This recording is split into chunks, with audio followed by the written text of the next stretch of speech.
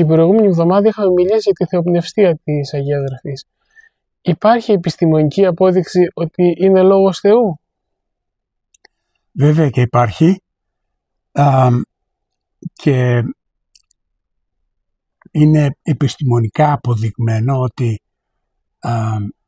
η Αγία Γραφή είναι θεοπνευστή εξαιτίας προφητικής ακρίβειας. Το ξέρουμε ότι το 1/3 της Γραφής είναι προφητείες. Δηλαδή προφητεία σημαίνει προλέγω το μέλλον. Από το προφημί. Και ο μόνος που ξέρει το μέλλον είναι ο Θεός. Οι δαίμονες δεν το ξέρουν, τα medium δεν το ξέρουν, κανείς δεν το ξέρει. Υποθέτουν, οι δαίμονες αυτό κάνουν, για να πάρουν την εξουσία, για να κάνουν πράγματα, προλέγουν διάφορα ότι θέλουν να φέρουν στον άνθρωπο, τα δέχεται ο άνθρωπος και μετά έχει εξουσία να τα φέρει. Αλλά βασικά οι δαίμονες δεν ξέρουν το μέλλον. Ο Θεός ξέρει το μέλλον και έχει φανερώσει αυτή την χάρη του ο Θεός μέσα στο Λόγο του Θεού, δίνοντας προφητείες, δηλαδή ορίζει το μέλλον καθώς το έχει προγνωρίσει ο Θεός και δίνει τμήματα από αυτό, από τη βουλή του, επειδή είναι παντογνώστης, δίνει τμήματα στο λαό του για να ενισχύσει την πίστη μας και να ξέρουμε ότι αυτά που γίνονται, ό,τι είναι από τον Θεό, όντως είναι από τον Θεό. Τι βλέπουμε λοιπόν? Ότι μας έχουν δοθεί μέσα στη Γραφή προφητείες με πολύ συγκεκριμένες λεπτομέρειες που είναι αδύνατο ο άνθρωπος να τα υποθέσει μόνος του. Αυτό ακριβώς τώρα κάποιος έγραψε ένα βιβλίο, το όνομά του είναι Peter Stoner και το βιβλίο του είναι Science Speaks. Μπορεί κανείς να το βρει κάποιος, να το προμηθευτεί άμα θέλει και έχει αυτές τις πληροφορίες μέσα, αλλά εμείς θα τις πούμε πολύ σύντομα, και χρησιμοποίησε την θεωρία της πιθανότητας, δηλαδή τον νόμο των πιθανοτήτων, που είναι η εξής. Λέει, η πιθανότητα για οποιοδήποτε γεγονός είναι το επιθυμητό αποτέλεσμα που διαιρείται με τον αριθμό δυνατοτήτων.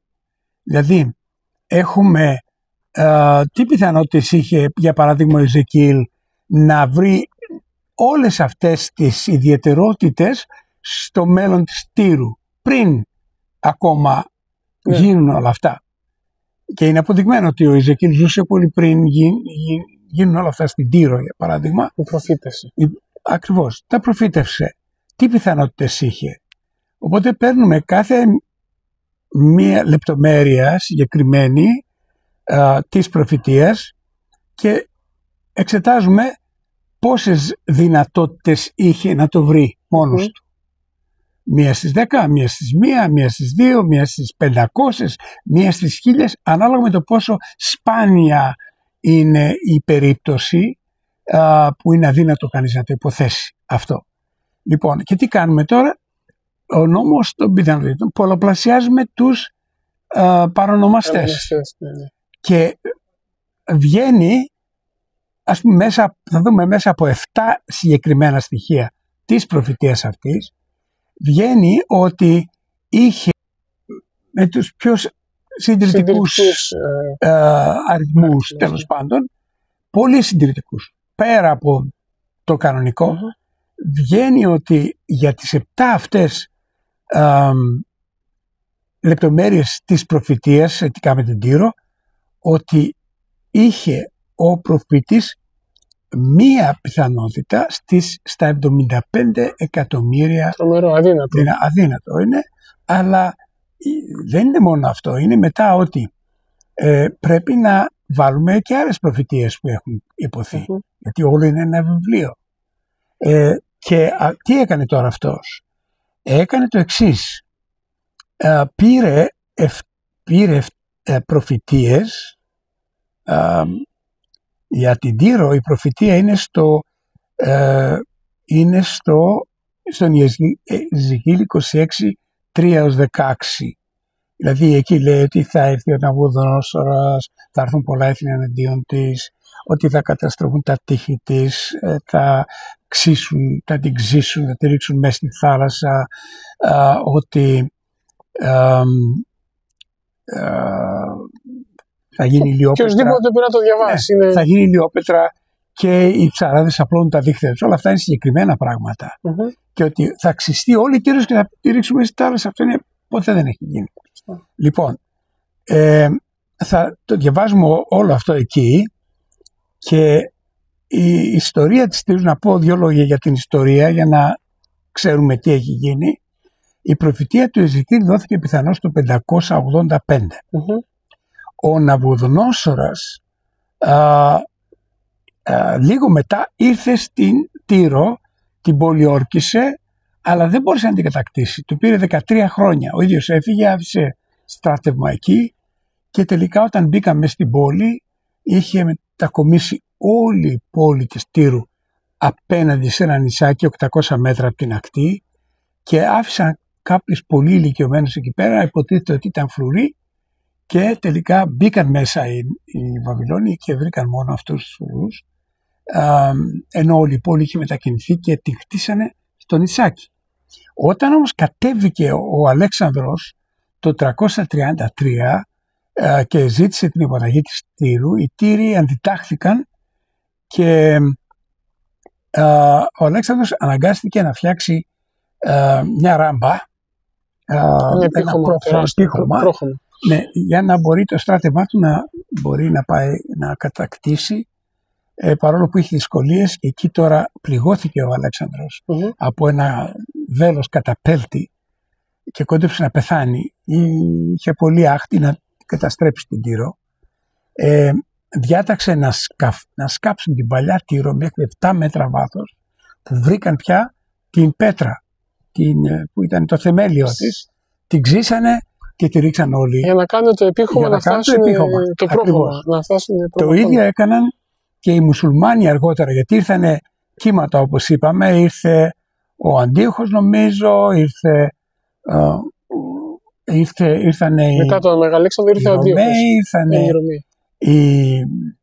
Οι μουσουλμάνοι, ήρθαν οι σταυροφόροι, ξανά πέρα δόθε η πόλη έπεφτε στα χέρια μουσουλμάνων ή σταυροφόρων, και οι μουσουλμάνοι τελικά την πήρανε και μίσησαν τόσο πολύ την πόλη αυτή, που και αυτή την καινούρια πάλι τις ρίξανε όλα τα υλικά της μέσα στη θάλασσα. Λοιπόν, και έτσι έγινε ακριβώς όπως ακριβώς ο Θεός είπε. Ναι. Οπότε πώς προκύπτει αυτό το νούμερο, το 1/75 εκατομμύρια, τι είναι αυτή η πιθανότητα για την προφητεία λοιπόν, της? Είπαμε, παίρνουμε ένα-ένα τα στοιχεία της προφητείας αυτής. Για παράδειγμα, ο Ναβουχοδονόσορας πρόκειται να κατακτήσει την πόλη. Έτσι, ένα στοιχείο είναι αυτό. Δίνουμε πιθανότητες 1 στις 3. Έτσι, που είναι... Γιατί πολλές δεν τις κατάκτησε ο Ναβουχοδονόσορας. 1 στις 3. Είπαμε, είναι πολύ συντηρητικά τα νούμερα. Επίτηδες για τους φίλους μας οι οποίοι αμφιβάλλουν τη γραφή. Το ότι άλλα έθνη θα φοβηθούν από αυτό το γεγονός της Τύρου δίνει 1/5. Το ότι πολλά έθνη θα ερχόταν εναντίον της Τύρου δίνει 1/5. Το ότι θα γινόταν λιόπετρα, ένας γυμνός βράχος, αυτό δίνει 1/500. Γιατί δεν γίνεται αυτό? Γιατί δεν γίνεται, ναι. Και είναι λίγο.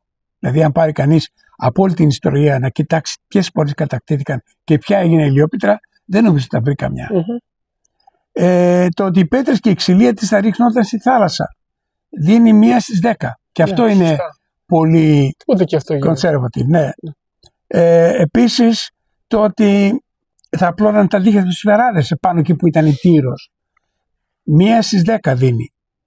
Και ότι η πόλη δεν θα επανοικοδομηθεί ποτέ.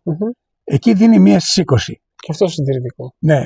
Όταν λοιπόν πολλαπλασιάσουμε 1/3, επί 1/5, επί 1/5, επί 1/500, επί 1/10, επί 1/10, επί 1/20, βγαίνει 75 εκατομμύρια, δηλαδή είχε μία πιθανότητα στις 75 εκατομμύρια δυνατότητες να πετύχει και τα 7 στοιχεία αυτά μαζί. Δεν μπορεί να το σκέφτηκε.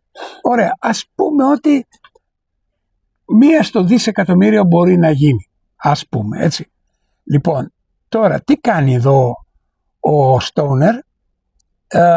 Παίρνει 12 προφητείες και λογάριασε τις πιθανότητες κάθε χαρακτηριστικού γνωρίσματος για κάθε μια από αυτές τις 12 προφητείες και βρήκε το γινόμενο. Πήρε δηλαδή την προφητεία της Τύρου, της Σαμάριας, της Γάζας, της Ασκαλώνας, που περιγράφεται στη Σοφονία στο 2ο κεφάλαιο, την προφητεία για την Ιεριχώ στο νησί του Ναβί που είπε δεν θα ξαναχτιστεί και όποιος την ξαναχτίσει θα την χτίσει στον θάνατο του πρωτότοκου κλπ.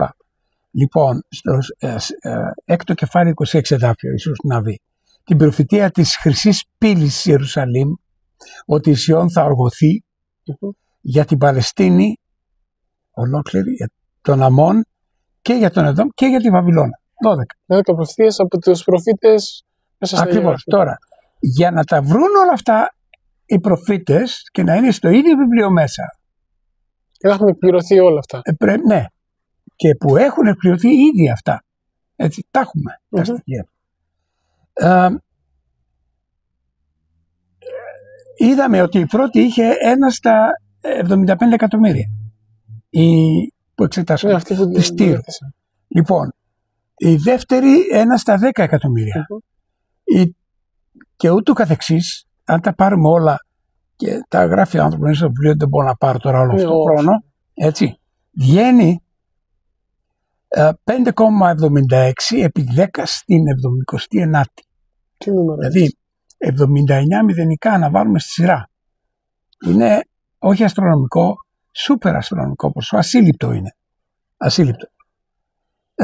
Να θυμηθούμε ότι η 50η δύναμη με την 79η δύναμη είναι μόνο 29 φορές μεγαλύτερη ως προς τον αριθμό. Αυτό γιατί οι επιστήμονες λένε ότι αν είναι 1 προς την 50η, προς τη 10 στην 50η, είναι αδύνατο να είναι τυχαίο. Στην ουσία όμως, αυτή η διαφορά των 29 φορές, δηλαδή πέρα από το 50, πέρα από την 50η δύναμη, είναι ένας ασύλληπτα μεγαλύτερος αριθμός. Δεν μπορούμε να το συλλάβουμε. Και θέλω λίγο να δώσουμε εδώ μια εικόνα να καταλάβουμε περί τίνος πρόκειται. Θα απεικονίσουμε αυτόν τον αριθμό έτσι ώστε να μπορούμε να τον καταλάβουμε.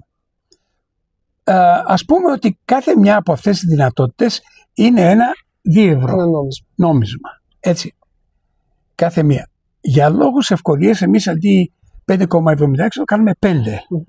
Έτσι. Στην 10 επί 70 πόσα μηδενικά είπαμε, 10 επί στην 79η δύναμη. Λοιπόν, πόσο μεγάλος είναι αυτός ο όρος από ασημένια διεύρα? Λοιπόν, ο όγκος του ήλιου είναι 1 εκατομμύριο φορές μεγαλύτερο από τον όγκο της γης.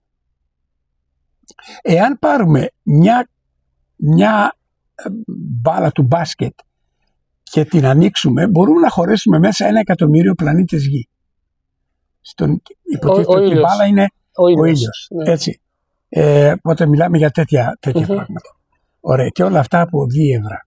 Δηλαδή, μια γη από δίευρα που γεμίζει τον ήλιο πολλές 1 εκατομμύριο φορές, πλανήτες, αλλά από πλανήτες γη από δίευρα. Ναι. Έτσι. Οπότε έχουμε έναν ήλιο με μπόλικο χώρο μέσα, άδειο, έναν ήλιο ο οποίος είναι με δίευρα φτιαγμένος. Ωραία. Δηλαδή όλα αυτά τα δίευρα αν βάλεις τον ήλιο τότε αυτό είναι το νούμερο. Ναι. Όχι, δεν είναι αυτό.